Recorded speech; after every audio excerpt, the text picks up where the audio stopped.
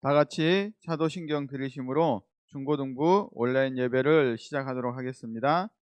전능하사 천지를 만드신 하나님 아버지를 내가 믿사오며 그 외아들 우리 주 예수 그리스도를 믿사오니 이는 성령으로 잉태하사 동정녀 마리아에게 나시고 본디오 빌라도에게 고난을 받으사 십자가에 못 박혀 죽으시고 장사한 지 사흘 만에 죽은 자 가운데서 다시 살아나시며 하늘에 오르사 전능하신 하나님 우편에 앉아 계시다가 저리로서 산 자와 죽은 자를 심판하러 오시리라. 성령을 믿사오며 거룩한 공회와 성도가 서로 교통하는 것과 죄를 사하여 주시는 것과 몸이 다시 사는 것과 영원히 사는 것을 믿사옵나이다. 아멘. 이 시간에는 우리를 대표해서 김윤희 선생님께서 기도해 주시겠습니다.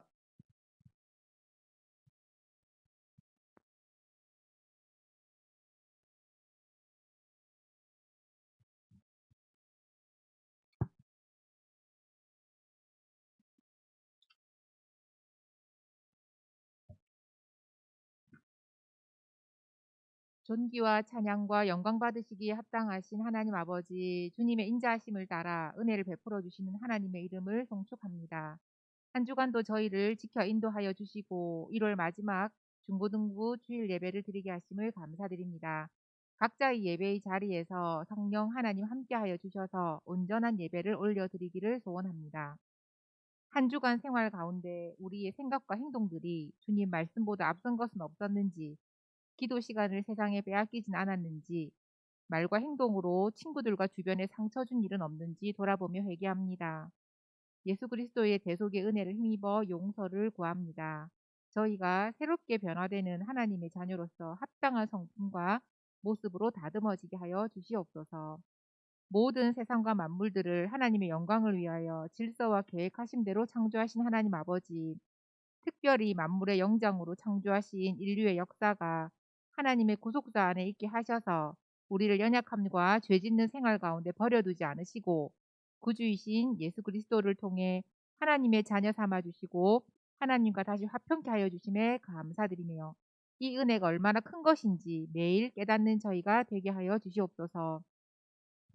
사랑의 하나님, 우리 중고등부 모두가 세상의 가치관과 동일한 자랑함과 은혜를 잊어버리는 교만함, 말씀을 모르는 무지함에서 나오는 방탕함이 아닌 중고등부 올해 표어처럼 매일 말씀 읽기와 정해진 기도 생활을 통해 선하고 겸손하며 감사하며 또 불안과 염려를 조장하는 세상 일들 가운데 모든 염려를 주님께 맡기는 평강의 생활, 담대한 생활들을 하며, 무엇보다 대장 되신 예수님을 우리가 만난 것을 최고의 자랑으로 여기고 묵상하고 고백하며 동행하는 성숙한 신앙인들로 자라나기를 간절히 소원합니다.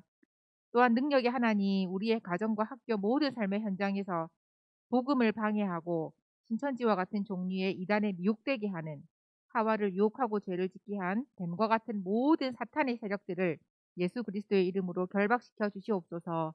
또한 우리도 말씀을 매일 읽음으로 그 확신 안에 거하며 진리의 영을 분별할 수 있는 신앙인들로 성숙해지게 하옵소서. 자비의 하나님, 코로나와 그 여파로 전 세계 도처의 사람들과 모든 만물들이 오랜 시간 경험해보지 못한 고통과 충격과 변화 속에 살고 있습니다. 많은 소식들이 해결책인 것처럼 본물처럼 터져 나오지만 당장 내일 일도 알 수 없는 현실임을, 무능력한 우리 자신들임을 고백합니다. 바라옵기는 많은 부분 어렵고 힘든 이 시국에 무엇보다 온전하신 하나님의 긍휼히 여겨주심의 은혜를 잊기를 간절히 소원합니다.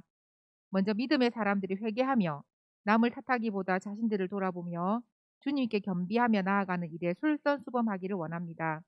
그리고 코로나 방역과 치료의 최일선에서 수고하시는 분들의 정신과 육체의 건강을 지켜주시옵고, 또 물질적인 많은 피해를 입고 힘들어하는 이웃들을 함께 회복될 수 있기를 간절히 소원합니다.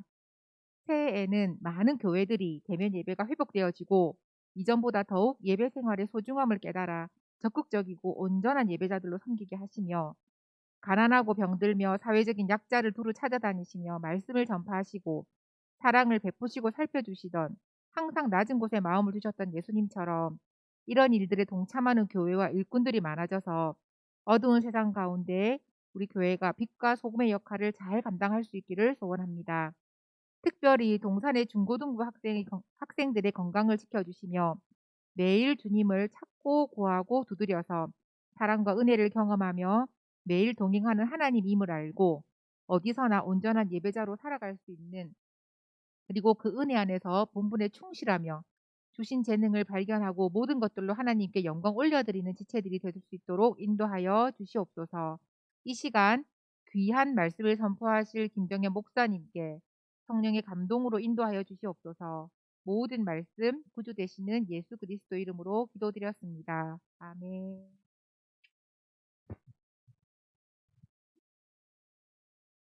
이 시간 우리가 하나님의 말씀을 보도록 하겠습니다. 창세기 4장에 있는 말씀입니다. 구약성경 창세기 4장 6절에서 10절까지 말씀을 제가 봉독하도록 하겠습니다. 여호와께서 가인에게 이르시되 내가 분하여 함은 어찌 됨이며 안색이 변함은 어찌 됨이냐.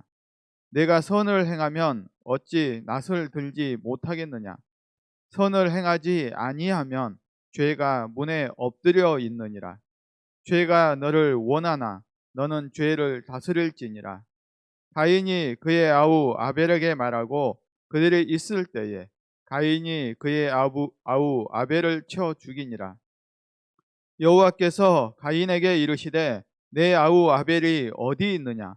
그가 이르되 내가 알지 못하나이다. 내가 내 아우를 지키는 자니이까. 이르시되 내가 무엇을 하였느냐. 내 아우의 핏소리가 땅에서부터 내게 호소하느니라. 아멘. 자, 우리가 벌써 1월 한 달이 지나고 오늘이 벌써 1월 마지막 주가 되었습니다.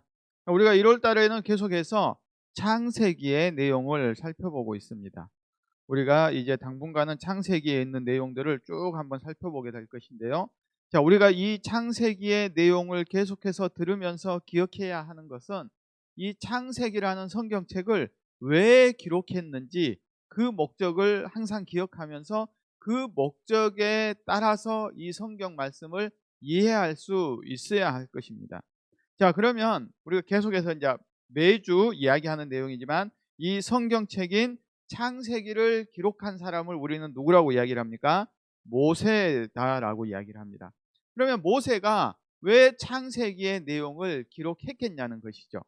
그것은 이스라엘 백성들에게 우리를 인도하신 하나님이 어떠한 분이신지, 그 하나님의 위대하심을, 우리를 이끌어 가시는 하나님은 이처럼 위대한 분이시다라는 것을 알려주기 위해서 기록한 책이 창세기입니다.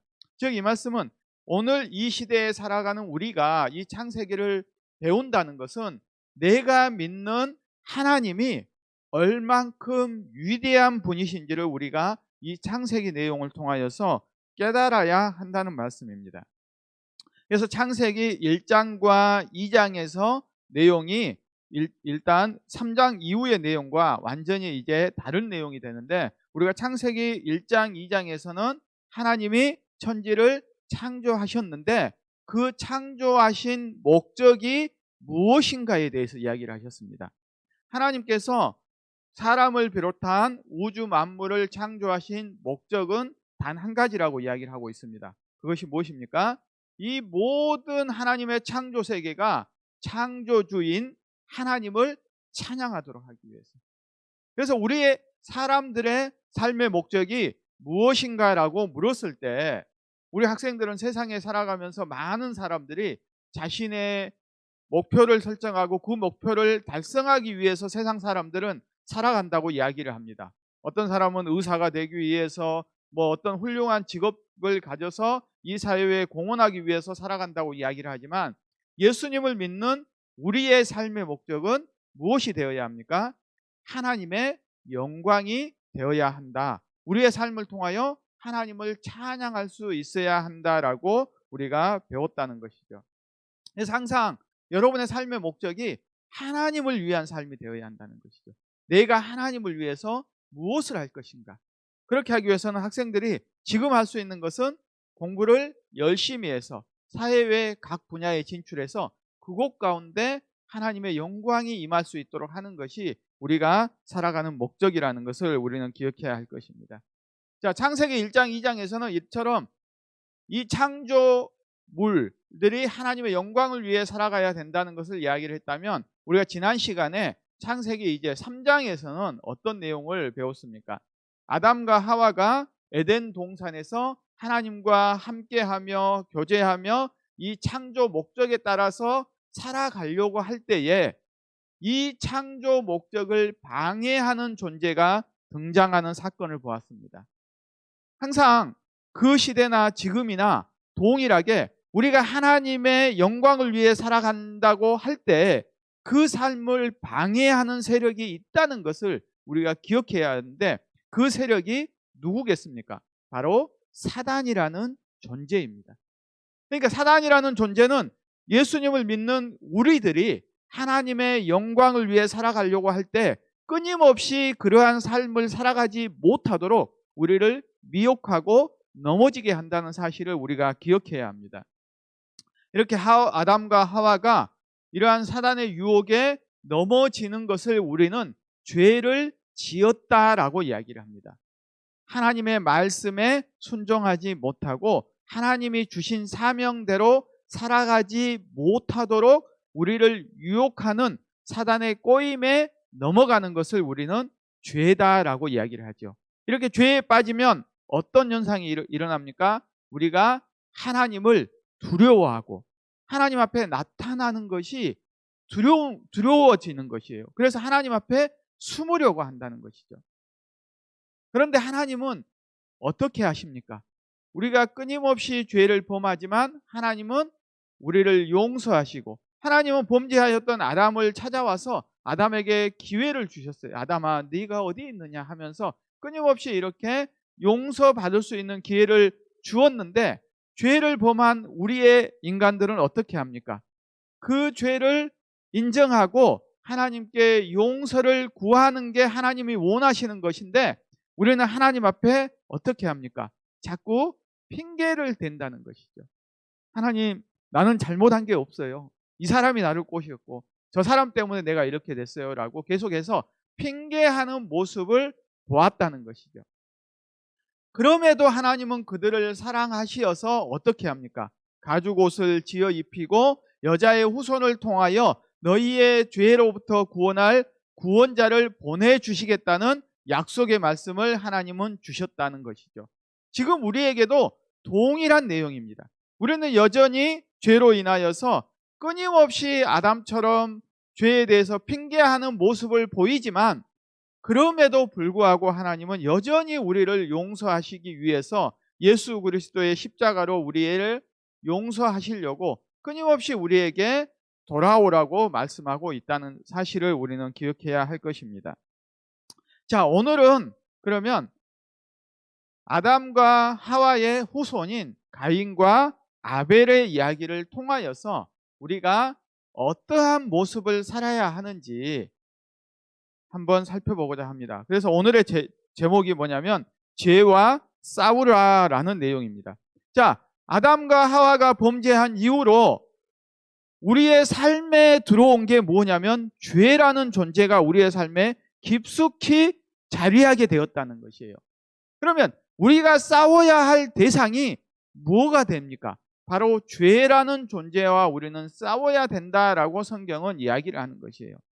오늘 본문에서는 죄를 다스리라라고 이야기를 하잖아요. 그러니까 죄를 내가 싸워서 이겨야만 하는 숙명에 인간들이 놓였다라고 성경은 이야기를 하고 있습니다. 그래서 우리는 이러한 죄와 싸움에서 승리하기 위해서는 어떻게 해야 하는가, 그것을 오늘 본문의 말씀을 통하여서 우리가 배우고자 합니다. 자, 아담과 하와가 이제 에덴 동산에서 추방을 당하면서 하나님의 약속을 받았죠. 자, 어떠한 약속을 받았습니까? 여자의 후손이 태어나서 너희를 유혹하였던 사단의 후손의 머리를 박살낼 것이다. 그러니까 사단을 물리칠 것이라는 약속을 주었죠. 그러면 아담과 하와가 이 약속을 믿고 이제 에덴 동산에서 쫓겨나서 이제 에덴 동산 밖에서 생활을 하게 되었습니다. 그러다가 어느 날 누구를 얻게 되었습니까? 이제 가인이 태어나게 되었습니다. 자, 가인의 이름이 얻었다라는 말인데요. 자, 뭘 얻었다는 말이겠냐 생각을 해봐야 돼요. 자, 아담과 하와가 가인이 태어났을 때 무슨 생각을 했을까요, 여러분?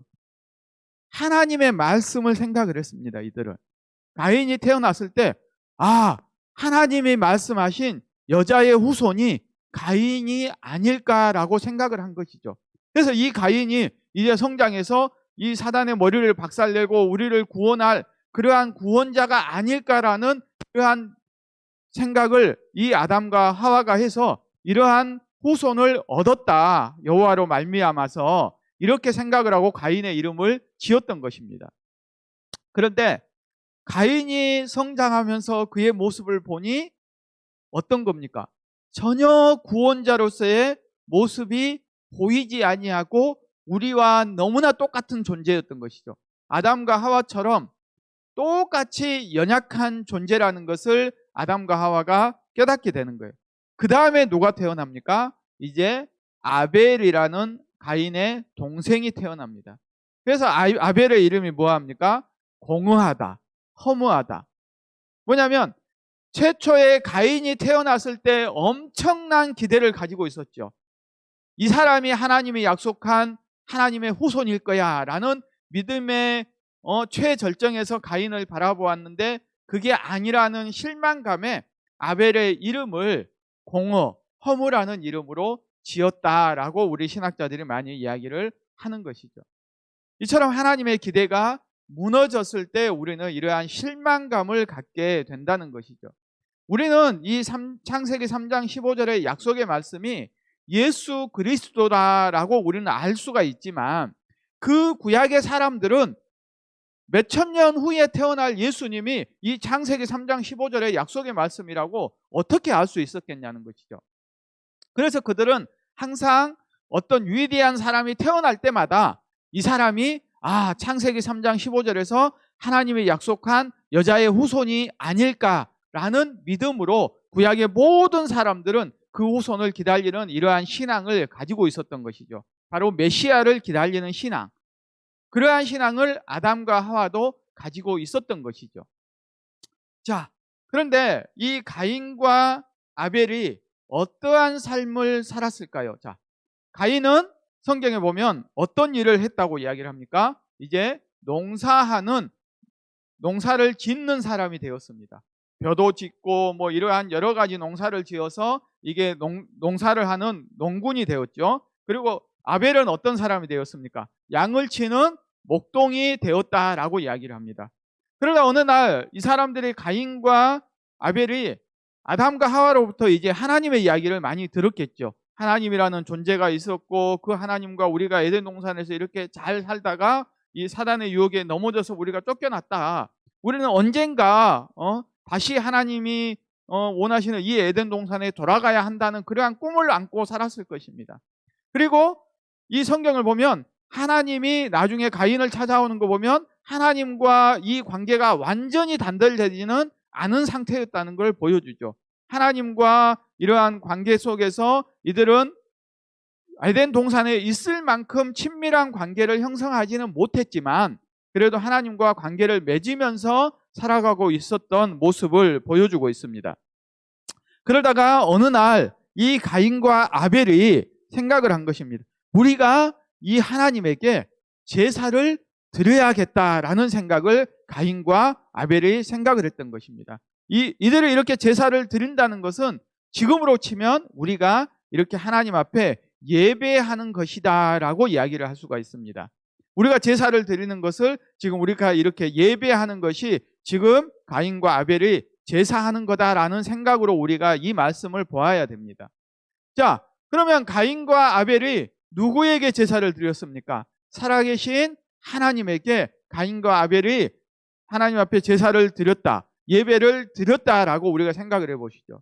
그런데 오늘 우리가 이야기의 결론을 잘 알고 있습니다. 가인과 아벨이 둘이 정성을 다해서 하나님 앞에 제사를 드렸겠죠. 인류 최초의 예배를 드렸습니다. 그런데 우리가 잘 알고 있듯이 가인의 예배, 가인의 제사는 하나님이 받으시지 않았고 아벨의 제사, 아벨의 예배만 받았다라고 이야기를 합니다. 즉 이 말씀을 우리에게 적용을 하면 우리 모든 중고등부 학생들이 지금 우리가 한 40여 명의 학생들과 선생님들이 예배를 드리고 있습니다. 그런데 누구의 이 중에서 우리가 드리는 이 예배 가운데 누구의 예배는 받으시고 누구의 예배는 받지 않을 수도 있다라는 말을 보여주는 것이에요. 우리가 하나님 앞에 모두가 다 예배하니까 너희들의 모든 예배를 하나님이 기쁜 마음으로 받아주시면 참 좋은데 어떤 경우에는 하나님이 그 예배를 받아주지 않는다라는 것을 이야기하는 것이에요. 그러면 가인은 어떻게 예배를 했기에 하나님이 받지 않으시고 아벨은 또 어떻게 했기에 하나님이 받으셨겠냐는 거예요.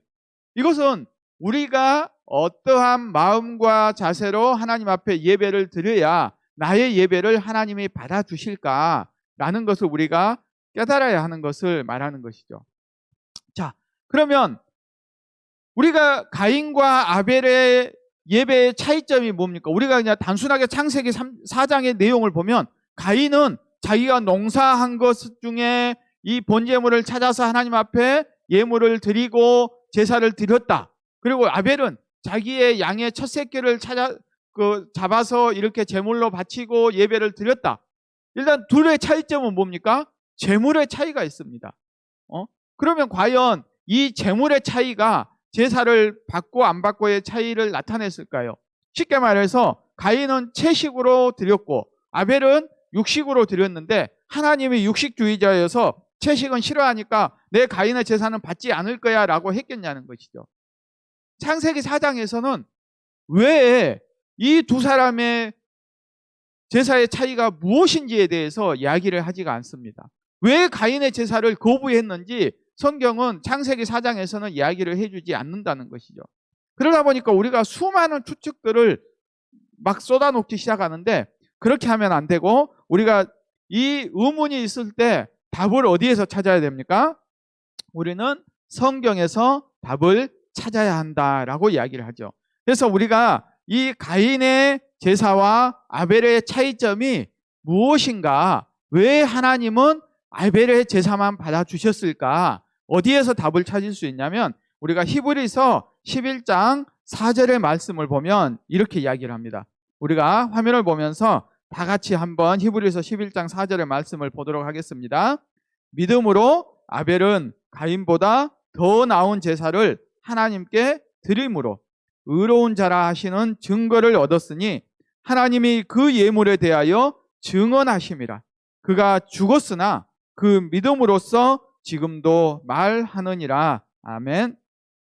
자, 가인과 아벨의 제사는 그 예물이 차이가 나니까 야 너는 좀 좋은 걸 바쳤으니까 내가 너의 제사를 기뻐 받고 너는 너무 싸구려 형편없는 거 했으니까 네 예배는 안 받아. 이게 아니라는 것이죠. 예물의 차이가 아니고 무엇의 차이라고 이야기를 합니까? 그 예배, 제사를 드리는 가인과 아벨의 믿음의 차이가 두 사람의 제사가 하나님이 받으시는가 받지 않으시는가의 결정적인 차이를 보여주었다는 것입니다. 즉, 자, 오늘 우리가 어떠한 마음으로 이 시간 여러분이 예배를 하고 있냐는 것입니다. 엄마 아빠가 그냥 이 시간 예배 됐으니까 빨리 또 앉아서 온라인 예배 드리라 하니 그냥 대충 하나 켜놓고 이렇게 한 시간 또 해야지 라는 마음으로 예배를 한다면 그 마음이 누구의 마음과 같겠는가 생각을 해봐야 돼. 내 마음이 과연 아벨과 같은 마음으로 하는가, 가인과 같은 마음으로 그냥 형식적으로 하고 있지는 않는지, 여러분 스스로가 이 시간 예배를 할 때 어떠한 마음으로 하고 있는가, 정말 하나님 앞에 기쁜 마음으로 내가 감사함으로 이 예배를 통하여서 하나님이 나에게 주신 은혜가 무엇인가 사모하는 마음으로 이 자리에서 우리가 비록 온라인으로 예배 드리지만 그러한 마음으로 나와 있는지, 그렇지 않으면 그저 형식적으로 시간이 되었으니까 이렇게 나와 있는지 우리가 한 번쯤 생각해 봐야 한다는 것이에요. 우리가 만약 가인처럼 예배를 하고 있다면 우리는 무의미한 예배를 하고 있는 것일 수도 있다는 것입니다. 자, 가인의 예배를 받지 않는 이유가 성경에서는 그에게 믿음이 부족하였기 때문이다라고 이야기를 하고 있죠. 자, 그러면 그것을 어떻게 우리가 알 수 있습니까? 자, 하나님과 우리 사이에는 무엇만이 존재합니까? 선함만이 존재해야 됩니다. 즉 하나님이 인간을 만들었을 때는 보시기에 너무도 아름다운 존재, 악이라고는 존재하지 않는 상태였습니다. 우리는 항상 선한 상태, 그러면 어떤 상태입니까? 서로 사랑으로 감싸주고 용서하는 마음이 있는 것이 선한 마음입니다. 그런데 가인과 아벨의 상태를 한번 보면 어떻습니까? 둘이 제사를 드리고 나서 하나님께서 아벨의 제사는 받으시고 가인의 제사를 받지 않았을 때 가인의 상태가 어떻게 변했습니까? 그의 얼굴이 불그락 푸르락 막 이렇게 변하면서 자기 마음에 화가 솟았다는 것이죠. 분노가 솟았습니다. 아벨에 대한 질투심과 하나님에 대한 원망이 싹트기 시작한 것입니다. 이것을 죄가 가인의 마음에 자리 잡기 시작했다라고 이야기를 하는 것이에요. 자신의 마음에 미움과 시기심과 이렇게 생기는 것을 죄가 나의 마음을 차지하는 현상이다라고 이야기를 하는 것입니다. 자, 우리가 이러한 일이 얼마나 많은지 생각을 해봐야 됩니다. 우리가 학교에서 여러분들이 숙제를 하고 선생님에게 동일하게 열심히 숙제를 해서 냈는데 어떤 경우에 어떻습니까? 똑같이 숙제를 해서 제출했는데 내 옆에 친구는 막 칭찬을 해주는 거예요. 선생님, 네 정말 잘했다. 어떻게 이렇게 훌륭하게 했니? 라고 막 이렇게 칭찬을 하는데 내 숙제는 받아놓고 그냥 선생님이 별 말씀도 없는 거예요. 그랬을 때 지금 오늘 가인과 아벨의 상태가 그랬을 때 가인에게 이렇게 칭찬을 안 해줬을 때 어떻게 해야 되냐? 내가 더 열심히 해야지. 나도 선생님에게 저 친구처럼 칭찬받을 수 있도록 내가 더 열심히 하고 좀 더 노력해야지. 이러한 마음을 가져야 되는데 어떤 마음이 생깁니까? 아니 선생님은 나도 얼마나 열심히 했는데 쟤가 나보다 별로 잘한 것도 없는 것 같은데 어떻게 선생님은 나는 무시하고 말이야 깡그리 저 친구만 왜 칭찬을 해주는 거야? 이게 선생님에 대한 반항심이 생기고 그 친구에 대한 미움이 생기는 거죠. 질투심이 생기는 것이죠. 지금 가인의 마음이 그런 것이잖아요. 왜 하나님 아벨의 제사는 받아주고 나도 정성을 다해서 이렇게 드렸는데 왜 아벨의 것만 받아주냐는 것이죠. 하나님에 대해서 원망하고 아벨이 미운 것이죠. 내가 하나님의 칭찬을 받아야 되는데 하나님의 칭찬만 받는 아벨이라는 존재가 꼴도 보기 싫은 미움의 대상이 되어버린 것이죠. 이것을 하나님이 아셨잖아요. 가인의 마음이 이러한 상태가 되었다는 것을 하나님이 아신 것입니다. 이 말은 뭐냐면 우리 예수님을 믿는 우리들이 때로 우리도 가인처럼 친구들을 미워할 수 있는 마음이 생길 수 있다는 거예요. 이러한 마음이 안 생기는 사람이 어디에 있겠습니까?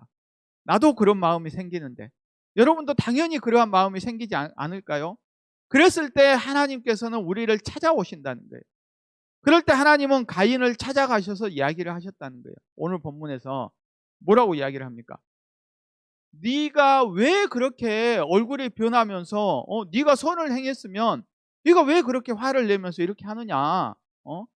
죄가 네 문 앞에 있다. 그러니까 너는 어떻게 해? 죄를 다스려야 한다. 이게 뭐예요? 이 미움과 시기하는 마음을 내려놔라. 이 죄가 더 커질 수 있으니 더 큰 죄를 짓기 전에 왜 그렇게 막 미움과 시기와 질투가 올라오는 그 마음을 이제는 다스려야 하지 않느냐 가인아. 이렇게 하나님이 조용히 타이르고 있는 것이에요. 그러니까 우리가 막 남들을 미워하고 이런 막 분이 솟고 화가 났을 때 어느 정도 좀 시간이 지났을 때 우리 가운데 그런 마음들이 찾아오잖아요.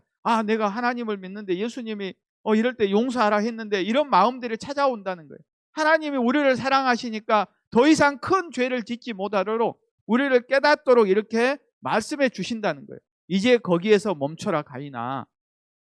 더 이상 나가면 큰일 나니 이제 여기에서 멈추고 네가 죄를 다스려야지 죄가 너를 지배하도록 하면 안 된다. 죄와 싸워서 이기라고 하나님이 가인에게 권면하고 있는 것이죠. 그때 당시에는 하나님이 이렇게 직접 말씀해 주셨지만 지금 이 시대에는 어떻게 하는 거예요? 이 성경의 말씀을 통하여 우리가 깨닫도록 하나님이 이 성경 말씀을 통하여 우리에게 이야기해 주시는 것이죠.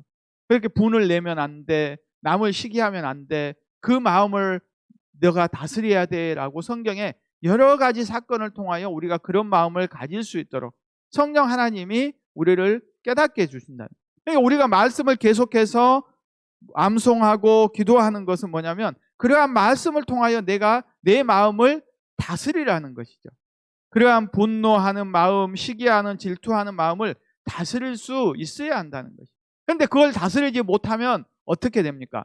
이제 내 죄가 내 마음에서 싹이 트기 시작하면 그게 생각이 되고 더 나아가면 어떻게 됩니까? 이제 행동으로 옮기게 되는 결과가 나타나는 것이에요.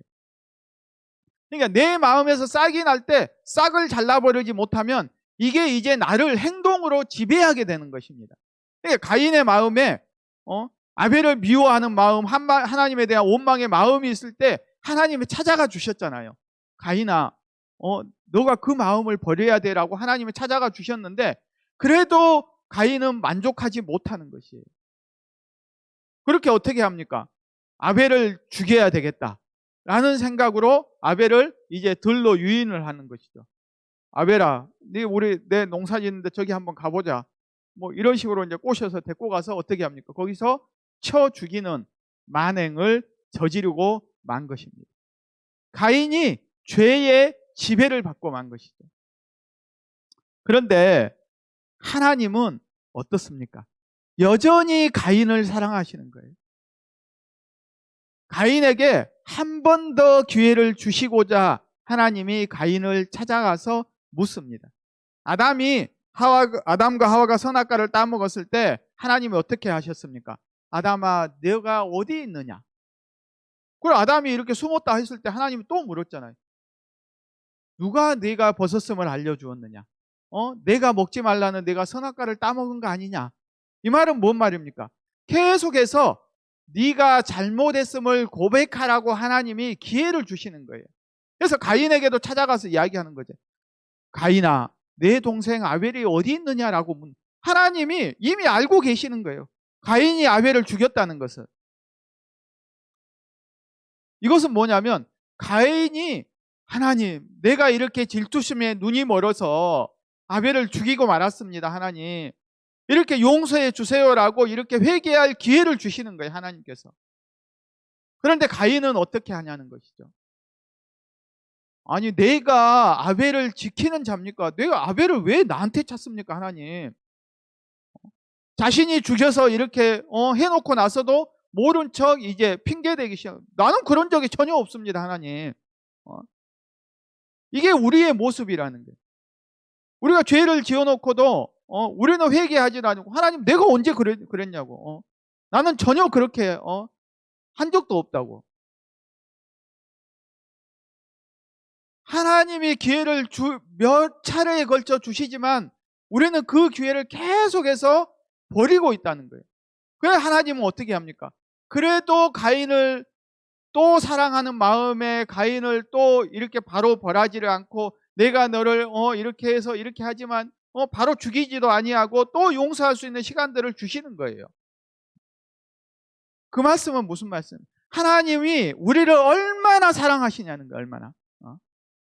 여러분을 너무도 사랑하시기에 여러분이 끊임없이 돌아올 기회를 주시는 거예요. 우리가 하나님 앞에 얼마나 수없이 많은 죄를 짓냐고 생각을 해봐야 돼요.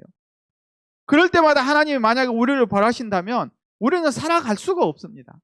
그런데 하나님은 그렇게 죄를 지을 때마다 우리를 찾아와서 너를 용서하겠다, 너가 이 죄를 인정하고 돌아오라고 끊임없이 지금도 권면하고 있는 거예요.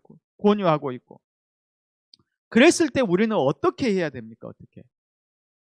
하나님 앞에 무릎을 꿇어야 되는 거예요. 자복하고.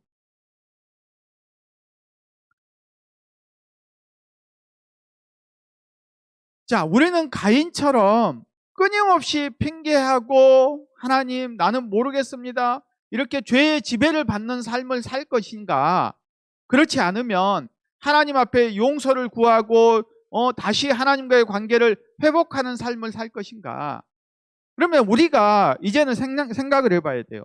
자, 그때 당시에는 하나님이 직접 찾아가서 가인에게 끊임없이 죄를 다스리라고도 하고 용서할 기회도 주셨는데, 지금 이 시대에 우리에게는 어떻게 하나님이 말씀하시고 우리에게 어떤 기회를 주고 있는가? 나에게는 하나님께서는 가인을 찾아가서 죄를 다스리라, 분노를 삭히라고 했던 것처럼 우리에게는 하나님의 말씀을 통하여 우리에게 그러한 죄를 다스리고 네 마음의 미움을 가라앉히라고 말씀하고 있습니다.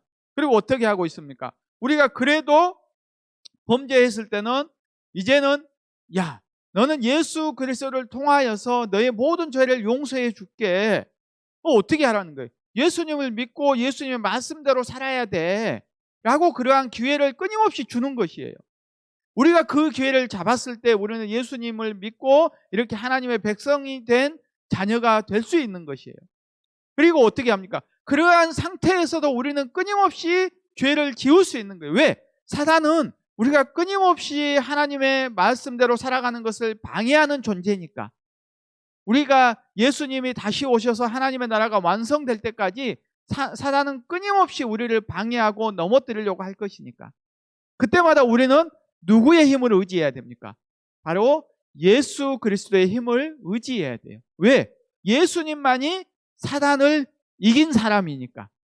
예수님에게 붙어 있으면 예수님의 능력으로 우리가 사단을 이길 수 있으니까. 하나님의 말씀으로 우리가 사단을 이길 수 있으니까. 나의 힘이나 능력이 아니라 예수 그리스도의 능력으로 우리는 이 사단의 어떠한 유혹과 미혹에도 승리할 수 있는 것입니다. 그러할 때 우리는 하나님의 영광을 위한 삶을 살아갈 수 있다라고 이야기를 하는 것입니다. 우리 동산교회 친구들이 정말 가인과 아벨의 모습을 통하여서 우리가 아벨처럼 우리가 믿음으로 예배하고, 그리고 이 세상의 삶에서 우리를 죄 가운데 빠뜨리려고 하는 그러한 사단의 유혹에 이기기 위해서 늘 하나님의 말씀을 붙들고 기도하는 삶을 통하여 우리가 또 죄에 넘어졌을 때는 예수 그리스도의 손을 붙잡고 예수 그리스도의 능력으로 승리하는 삶을 살아서 끝까지 우리의 삶을 통하여서 하나님의 영광을 나타내는 우리 동산교회 모든 중고등부가 다 되기를 소망합니다. 기도하겠습니다.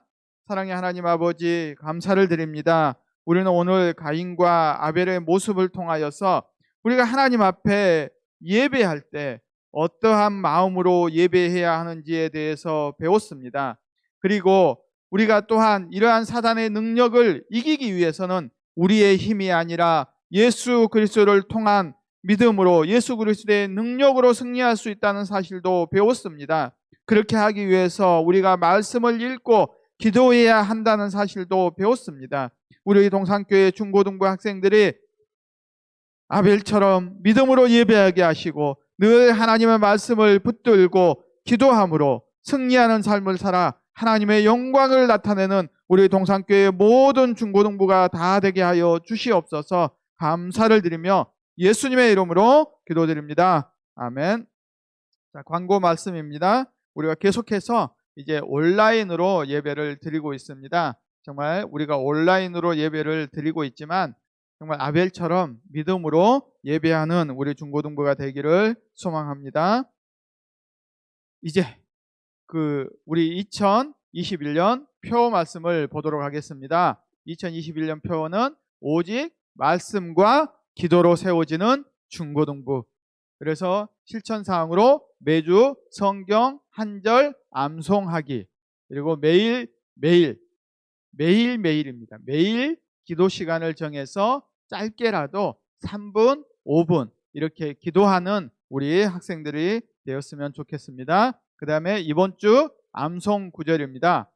창세기 4장 7절 말씀. 내가 선을 행하면 어찌 낯을 들지 못하겠느냐. 선을 행하지 아니하면 죄가 문에 엎드려 있느니라. 죄가 너를 원하나 너는 죄를 다스릴지니라. 이 말씀처럼 이번 한 주간 동안 우리를 끊임없이 넘어뜨리려는 이 죄로부터 싸워서 이기는 우리 중고등부가 되기를 소망합니다. 자, 이제 우리 주님이 가르쳐 주신 주기도문으로 우리 중고등부 모든 예배를 마치도록 하겠습니다. 하늘에 계신 우리 아버지여, 이름이 거룩히 여김을 받으시오며 나라가 임하시오며 뜻이 하늘에서 이루어진 것 같이 땅에서도 이루어지이다. 오늘 우리에게 일용할 양식을 주시옵고 우리가 우리에게 죄 지은 자를 사하여 준 것 같이 우리 죄를 사하여 주시옵고 우리를 시험에 들게 하지 마시옵고 다만 악에서 구하시옵소서. 나라와 권세와 영광이 아버지께 영원히 있사옵나이다. 아멘.